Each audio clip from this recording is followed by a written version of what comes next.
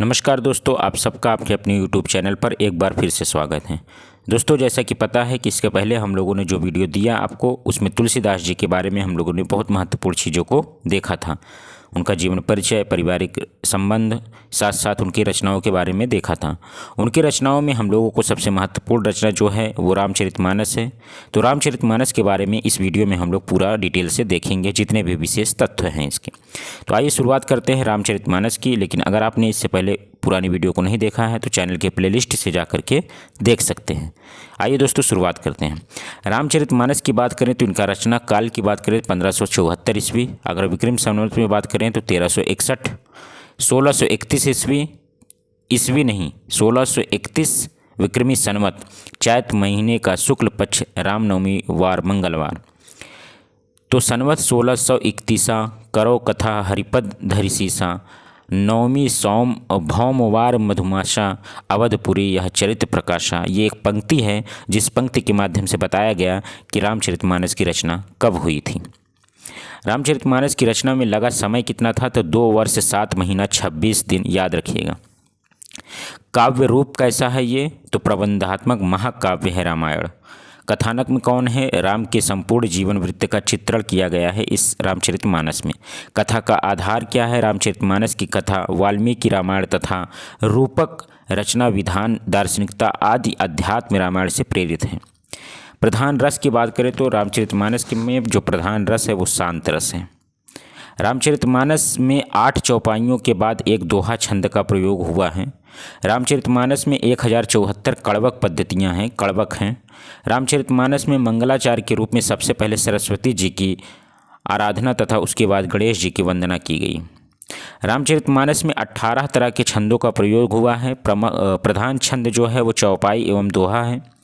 रामचरितमानस में निम्न 7 सर्ग हैं जिन्हें कांड कहा गया है।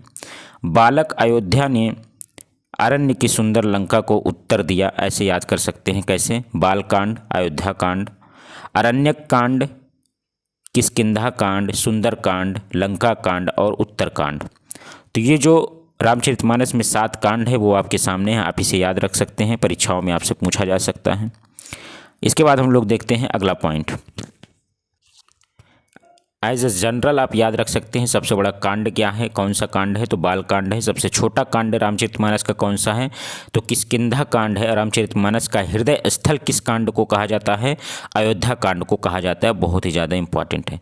धार्मिक दृष्टि से सबसे बड़ा महत्वपूर्ण कांड कौन सा है? सुंदर कांड है, आप सभी इसको जानते हैं। कलिकाल राम राज्य व दार्शनिक विचारों का वर्णन उत्तर कांड में है।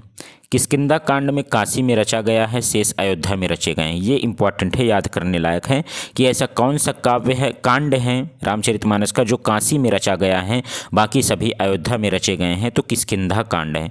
तुलसीदास ने रामचरितमानस सबसे पहले रसखान को सुनाई थी। ये जितने इस यहाँ पे विशेष तथ्य हैं ये आपकी परीक्षा के लिए और आपके ज्ञान के लिए बहुत ही ज़्यादा जरूरी है कि तुलसीदास ने रामचरितमानस सबसे पहले किसे सुनाया था तो रसखान को।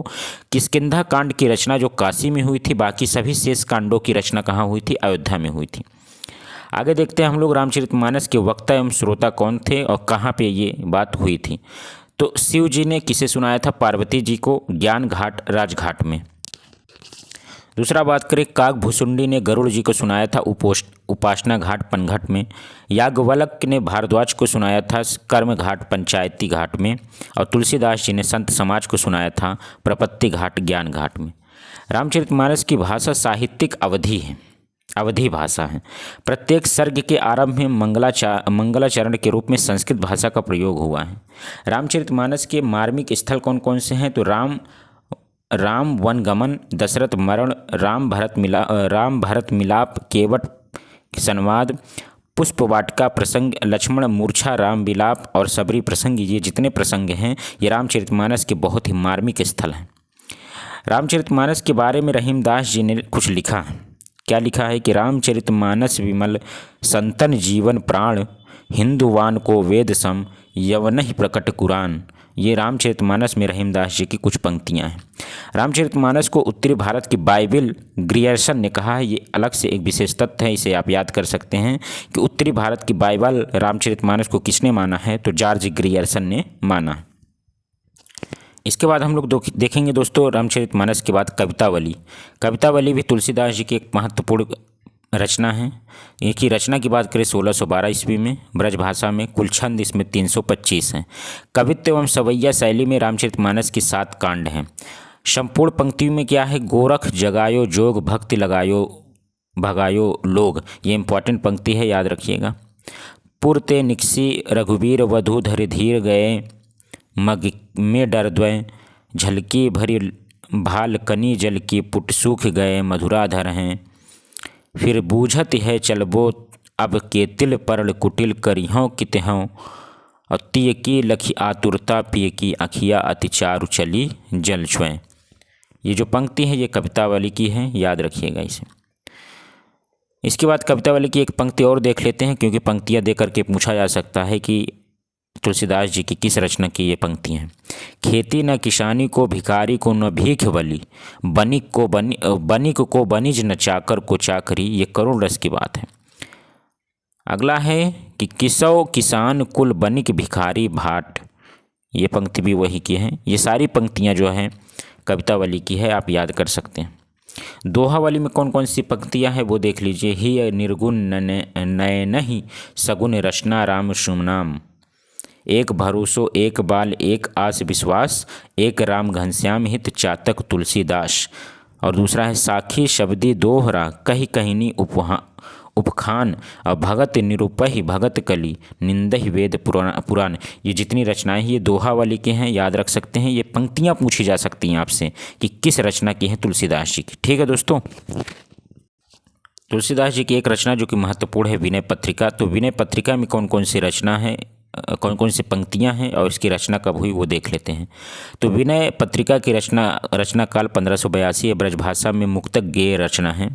289 छंद है, 21 तरह के रागों का प्रयोग हुआ है। पंक्तियां हैं, श्री रामचंद्र कृपालु भज मन हरण भव भय दारुणम, जाके प्रिय न राम वैदेही तजिए हित कोटि, बैरी सम जदति परम स्नेही, अब लव नसानी अब न नसह्यों, राम कृपा भव निशा निसारी सिरानी जागत पुण्य न डसह्यों। ये सारी की सारी पंक्तियाँ किसकी है, विनय पत्रिका की है।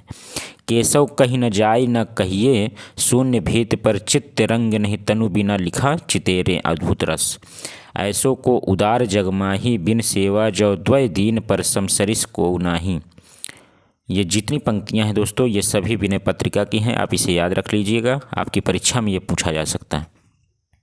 तो तुलसीदास जी की अन्य रचनाओं में से कौन कौन सी पंक्तियां हैं वो सब आपके सामने हैं, आप इसे याद कर सकते हैं। बंदो गुरुपद परंपरागा सुरुचि सुबास सरस अनुरागा, ये सारी पंक्तियां याद रखिएगा। सिए राम मैं सब जग जानी, करहु प्रणाम जोर जुग पानी, कीरत भनत भूत भल सोई, सुर सरिसम सब कह हित होई, या कवित विवेक एक नहीं मोरे, सत्य कहूँ लिख कागज कोरे, मैं पुण्य निज गुरुसन सुनि कथा सुकर क्षेत्र। ये इंपॉर्टेंट पंक्ति हैं। ये सारी पंक्तियाँ एग्जाम में पूछी जाती हैं, इसलिए आपको यहाँ पर बताया जा रहा है। याद रख लीजिएगा, स्क्रीनशॉट ले लीजिएगा, ये पंक्तियाँ आपको आपकी परीक्षा में देखने को मिल सकती हैं। ठीक है दोस्तों, तो अब हम लोग देखेंगे अगले कवि के बारे में। तो आज की वीडियो में हम लोगों ने तुलसीदास जी की महत्वपूर्ण रचना रामचरितमानस, विनय पत्रिका, कवितावली, दोहावली, इसके बारे में देख लिया, इनकी पंक्तियों को देख लिया है। अगले वीडियो में हम लोग अगले कवि को देखते हैं जो कि बहुत ही ज़्यादा इंपॉर्टेंट होंगे आपके UP, TGT, PGT, net, JRF, EMRS, DSSB, TGT, PGT सभी परीक्षाओं के लिए, जिसमें हिंदी साहित्य का इतिहास साथ ही साथ भक्ति काल पूछा जाता है। दोस्तों अगर आपको वीडियो पसंद आ रही है तो वीडियो को लाइक करें, अपने दोस्तों तक शेयर करें, चैनल पर नए हैं तो चैनल को सब्सक्राइब जरूर करें। ऐसे हमारे वीडियो को देखते रहिए। बहुत बहुत धन्यवाद। Thank you so much. Best of luck.